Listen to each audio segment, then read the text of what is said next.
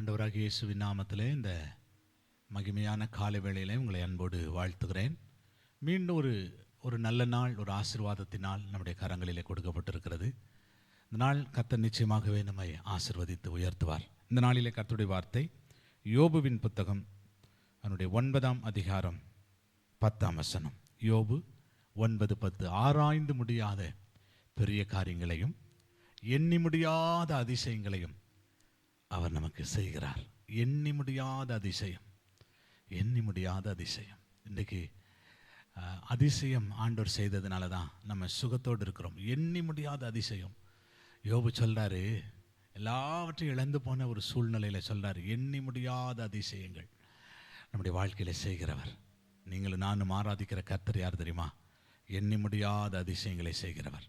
இன்றைக்கி நம்ம ஜீவனோடு இருப்பது அது அதிசயம். நம்ம எழும்பி வேலைக்கு போவது அது அதிசயம். இன்றைக்கி நம்ம எழும்பி ஊழியம் செய்வது அது ஆண்டவர் செய்த அதிசயம். இந்த நாளில் நம்முடைய பிள்ளைகளோடு கூட தங்கியிருப்பது அது ஆண்டவர் செய்த அதிசயம். இந்த நாளிலே ஸ்தோத்திரம், தேவ சமூகத்தில் வந்து நிற்பது அது ஆண்டவர் செய்த அதிசயம். ஒவ்வொரு விஷயத்திலும் நம்முடைய வேலை காரியத்தில் அதிசயம் பண்ணுகிறார், குடும்பத்தில் அதிசயம் பண்ணுகிறார், பிள்ளைகளுடைய வாழ்க்கையில் அதிசயம் பண்ணுகிறார். ஒவ்வொரு காரியத்திலும் கர்த்தர் நமக்கு அதிசயம் செய்கிறார். எண்ணி முடியாத அதிசயங்களை அவர் செய்கிறார்.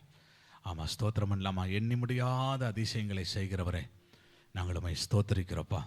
எங்கள் வாழ்க்கையில் ஆண்டவரே அது விரல் விட்டு எண்ண முடியாதப்பா. அது ஆண்டவரே ஸ்தோத்திரம், நீ செய்த அதிசயங்களை எங்களால் சொல்லி முடியாதப்பா. அத்தனை அதிசயங்களை எங்கள் வாழ்க்கையில் செய்திருக்கிறேன்.